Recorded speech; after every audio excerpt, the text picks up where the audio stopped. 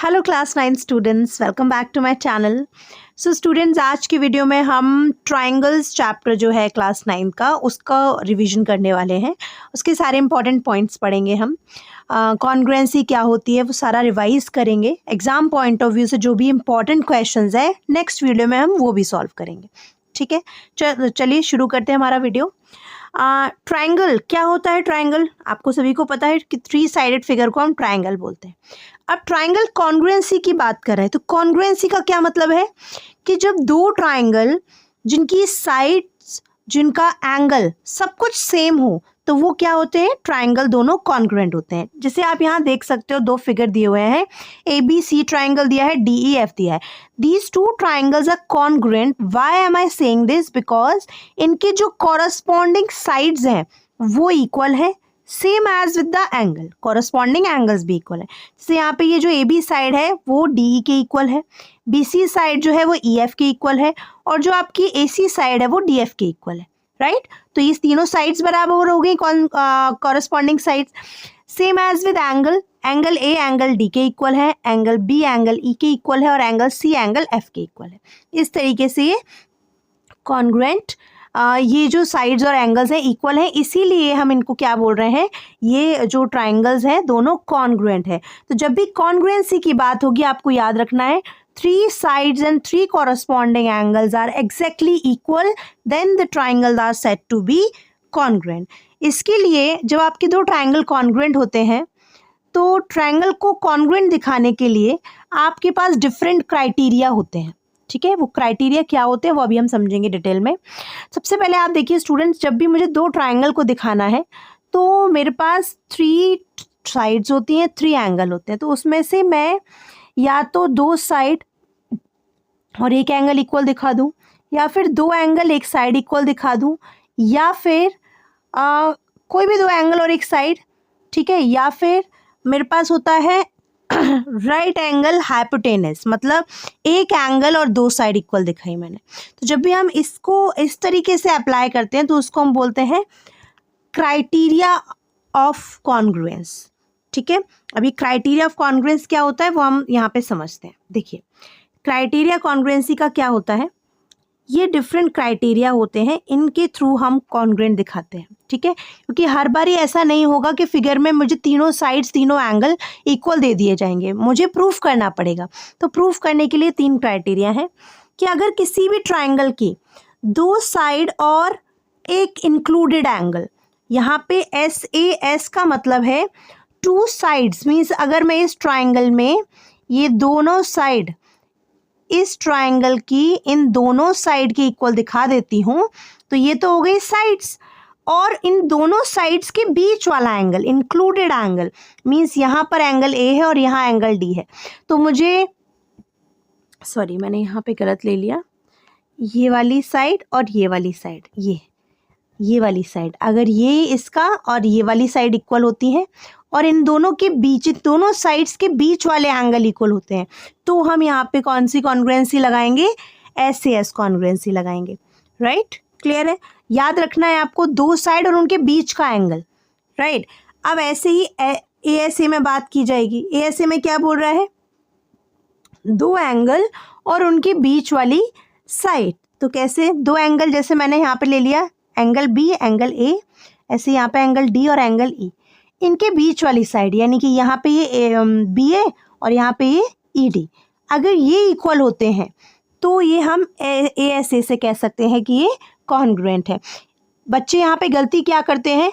वो कोई से भी 2 एंगल लेकर के और साइड कोई सी भी ले लेते हैं और फिर वो ASA लिख देते हैं, तो वहाँ पे उनके मार्क्स कट हो जाते हैं।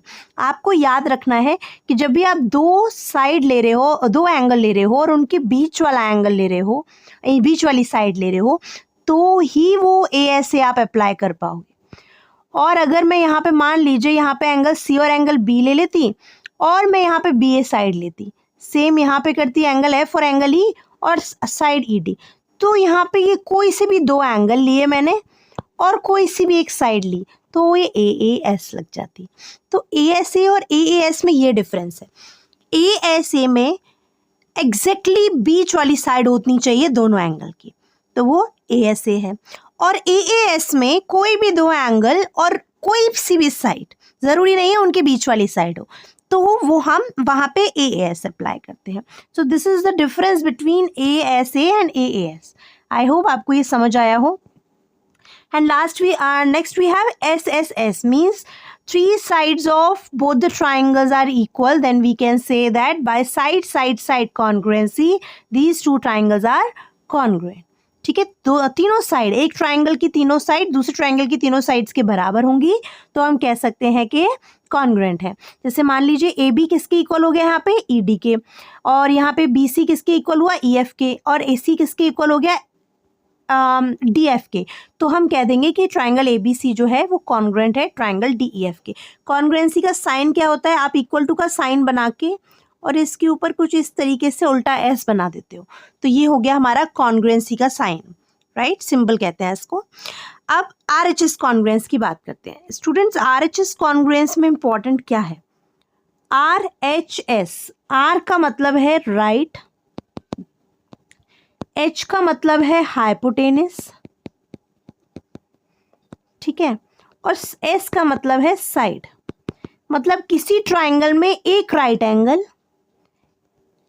एंगल के एग्जैक्ट सामने वाली साइड मतलब हाइपोटेनस, और कोई सी भी एक साइड अगर आप इक्वल दिखा देते हैं तो by RHS congruence these two triangle will be congruent.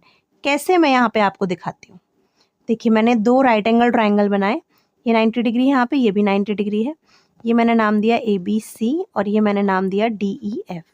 अब देखिएगा, एंगल B और एंगल E इक्वल है, राइट, क्योंकि ये 90 डिग्री है.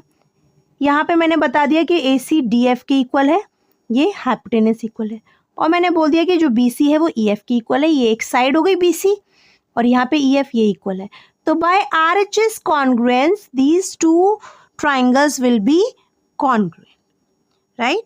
तो ये होते हैं क्राइटेरिया फॉर कॉन्ग्रुएंसी, जिनकी वजह से आप ट्राइंगल्स को कॉन्ग्रुएंट दिखाते हैं. कॉन्ग्रुएंसी हमेशा याद रखिए स्टूडेंट्स क्या होती है, जब आप दो ट्राइंगल एग्जैक्टली सेम साइज के हों तो वो कॉन्ग्रुएंट होते हैं, राइट. अब आप बात करते हैं अगर दो ट्राइंगल कॉन्ग्रुएंट है. अब हमने अभी तक क्या देखा कि किन्हीं भी दो ट्राइंगल को जो मैं कॉन्ग्रुएंट दिखा रही हूँ तो उनकी तीन चीज़ें ले रही हूँ बस, एक साइड दो एंगल, दो साइड एक एंगल, राइट.